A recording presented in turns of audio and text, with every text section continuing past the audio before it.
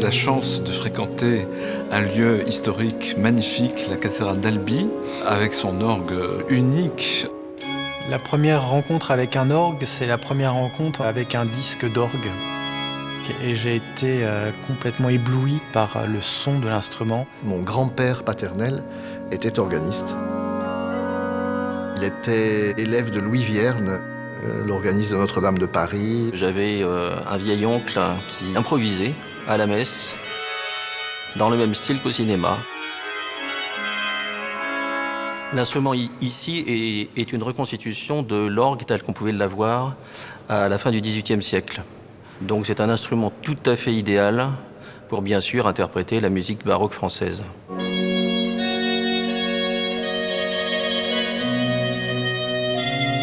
C'est un instrument très spécifique, ne serait-ce que par son dessin.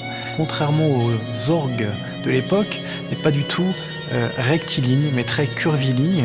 Un instrument qui porte des sculptures d'instruments de musique, ce qui est très très rare, qui montre que cet orgue s'inscrit dans un lieu musical. Louis XIV souhaitait que la musique ici à la Chapelle Royale soit la plus belle musique religieuse d'Europe.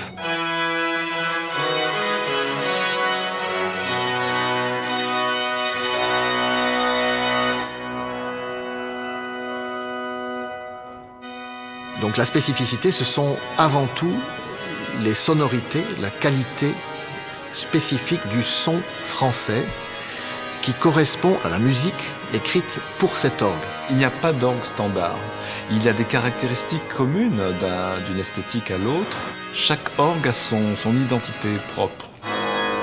C'est un instrument qui imite l'écriture de la viole, du chanteur, la trompette qui a vraiment un rôle très important à l'époque de Louis XIV, ce qu'on appelle le grand jeu, la grandeur de l'orgue y sonne, et puis des mélanges plus caractéristiques de l'orgue en général, comme le plein jeu, un mélange très lumineux qui évoque le ciel et la plénitude.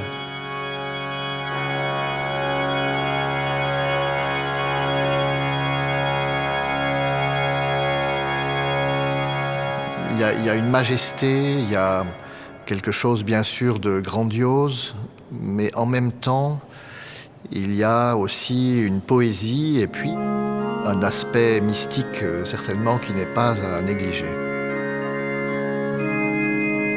Pour nous quatre, les organistes, s'asseoir au clavier de cet orgue alors que François Couperin lui-même, parmi d'autres éminents musiciens de l'histoire, se sont assis avant nous devant ces claviers, j'y pense à chaque fois que je viens ici, bien entendu.